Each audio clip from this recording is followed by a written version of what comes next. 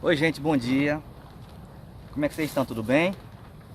Para quem não me conhece, meu nome é Anderson e eu sou um pequeno produtor aqui de rosa do deserto aqui em Aracaju, tá bom? Eu queria passar para vocês aqui algumas informações de quais são, né, os primeiros cuidados que a gente deveria ter assim que comprasse uma rosa do deserto de um garden ou quando chegasse de um outro produtor de fora. Eu primeiro vou começar a falar, né, caso vocês comprem ela plantada, né? Eu trouxe uma planta já madura, já uma planta com quase 11 meses e que ela já está precisando sair do pote. Se a gente observar, o pote ele está bem estufado, tá vendo, ó? E ele tem algumas raízes também já tá fora. E isso daqui é um dos indicativos que essa planta ela já está precisando ir para outro pote, né? Outro vaso. Então, quando vocês compram uma planta e recebem em sua casa, a gente tem que fazer algumas vistorias, né? A primeira vistoria que a gente faz é analisar a saúde das folhas, né? Das folhas e dos galhos, né? Do caule. Analisar se ela está com algum patógeno, se está com alguma praga, né? Nos versos da folha. Olhar se tem pulgão, se tem cochonilha, se tem algum tipo de ácaro. E essa seria uma primeira análise, né? Que a gente tem que fazer para verificar a saúde da parte aérea da planta. Ela estando em perfeitas condições, teria que fazer essa análise de como é que está esse substrato, né? O substrato normalmente é ideal trocar ele entre um ano e meio, no máximo 2 anos. Eu costumo fazer a troca de ano em ano das minhas matrizes, né? Do substrato das minhas matrizes.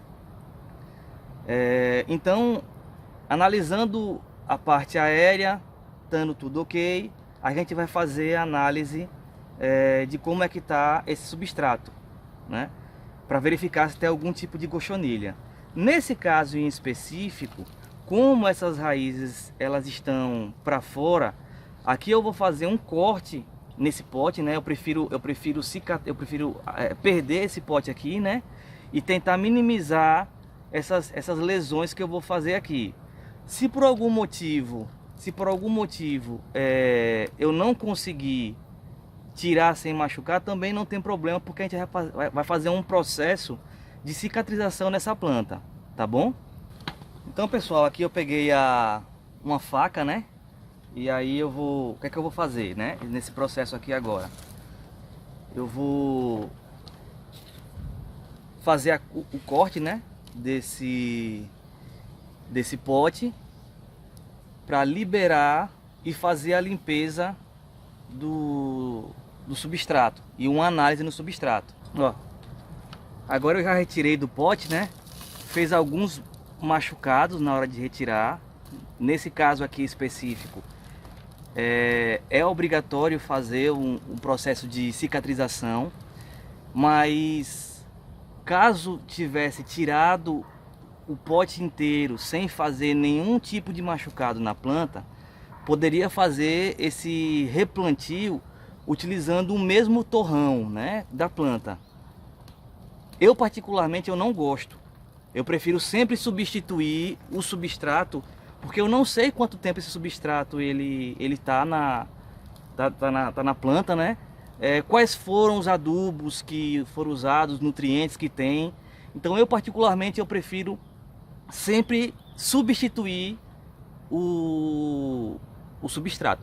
Porém, caso a planta esteja florida e você quer aproveitar ainda essa floração e quer trocar só o torrão, também pode ser feito dessa forma, tá ok? Pronto.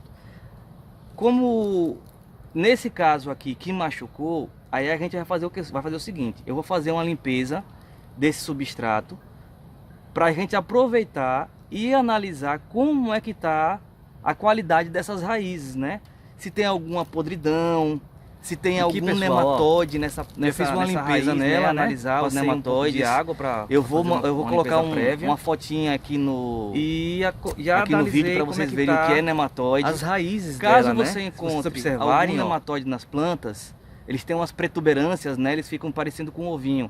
É simplesmente cortar esse local que está redondo, né? Igual tá na foto aí, que passou na foto, e deixar o processo de cicatrização, tá bom?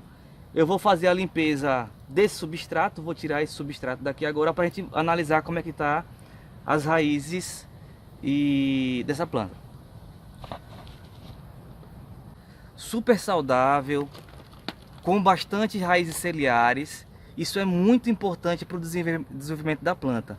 Quanto mais raiz ciliar, mais ela vai nutrir. A maioria da parte das nutrições são absorvidas pelas plantas através dessas raízes menores, né? Ok? Feito esse processo de limpeza, o que é que eu vou fazer aqui agora? Eu vou fazer uma poda de raiz. E como é que eu faço essa análise? Eu aproveito também e já faço um levantamento de Caudex. Eu só deixo 3 dedos, né? Enterrado no substrato quando for fazer o novo replantio, e o que tiver acima desses 3 dedos de raízes secundárias, né, ciliares, eu retiro. Então vamos começar a fazer esse processo de limpeza de raiz, né, ou poda de raiz. Eu vou acelerar o vídeo para vocês, para não ficar demorado. Um detalhe que eu esqueci de falar é que, Anderson, quais raízes tirar, né? Eu gosto de tirar, por exemplo, tem nesse caso aqui, ó, ele tem uma raiz maior, né? E tem outra menorzinha. Eu gosto de deixar sempre uma raiz maior. Por quê? Porque eu vou direcionando elas. Mas se você achar que deve-se deixar uma raiz aqui para direcionar outra raiz aqui, também não tem problema, tá bom? Eu particularmente gosto de deixar sempre a raiz maior. Se dá pra ver, acho que dá pra ver, né? Essa daqui eu tiro, ó. Mas aí, isso daí vai de acordo com quem tá fazendo. Eu prefiro deixar uma toda e vou tirando as outras, ok?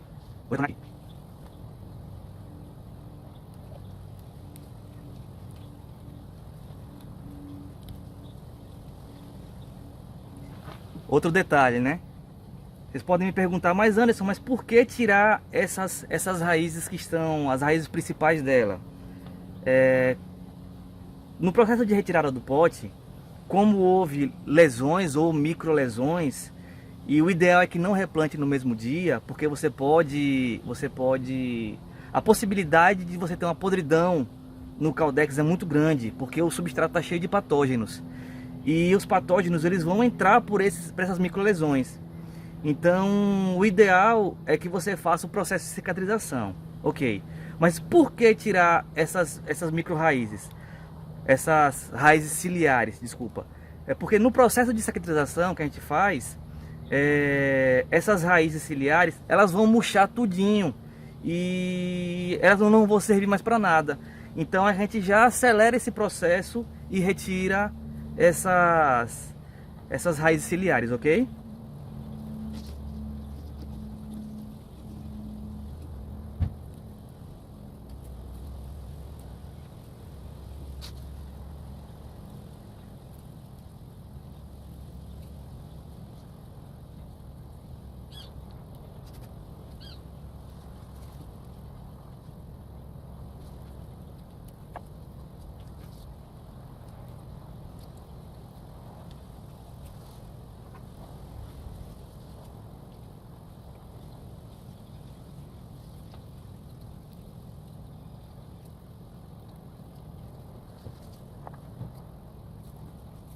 Pronto, pessoal, ó. Agora eu fiz uma limpeza, né, da parte, uma poda da raiz, e observo que ela não tem nenhuma podridão, não tem nenhum tipo de nematóide. Então aqui eu já sei que a planta ela tá saudável. Aqui foi a quantidade de raízes que a gente retirou agora, né? E eu sei que essa planta agora ela tá bastante saudável O que é que eu faço agora após esse processo? Eu gosto de fazer uma poda apical, né? Como esse aqui são os meus cavalos, então eu já aproveito e já faço uma poda. Anderson, mas para que motivo você vai fazer uma poda nela desse momento? Essa daqui eu vou fazer ela uma planta para multi-enxertos.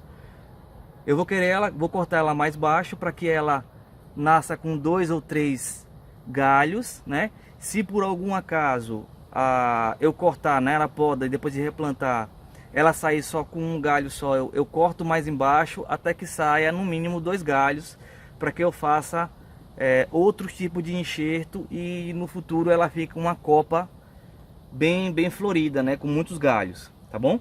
Então já vou aproveitar aqui também, já vou fazer uma poda acima, porque ela já está bastante alta, né? Então, eu vou tirar aqui, vou deixar essas aqui, as folhas, né? Eu também arranco tudo, eu não deixo, certo? Pronto. Aqui ela já está quase pronta já para entrar no processo de cicatrização, que são no mínimo 5 dias, né? E ela tem que ficar em sombra, ela não pode pegar nem sol da manhã e nem sol da tarde. Aqui eu deixo ela pendurada, eu faço uma amarraçãozinha, eu tenho um varal e ela fica pendurada de no mínimo 5 dias, mas normalmente eu deixo 7 dias aqui, tá certo? Antes dela ir para o varal, né, ficar pendurada, eu faço um banho antifúngico nela, né?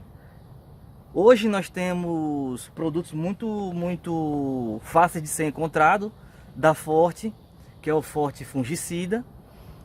Eu dou um banho nela, né? Faço uma aplicação de fungicida nela toda.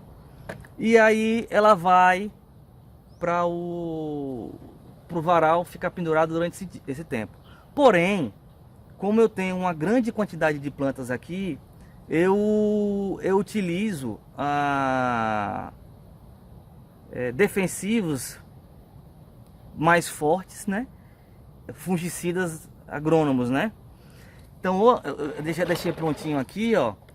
Eu uso aqui o Ridomil Gold NZ, que ele é específico para tratar, né, além de outros tipos de fungo, a podridão mole.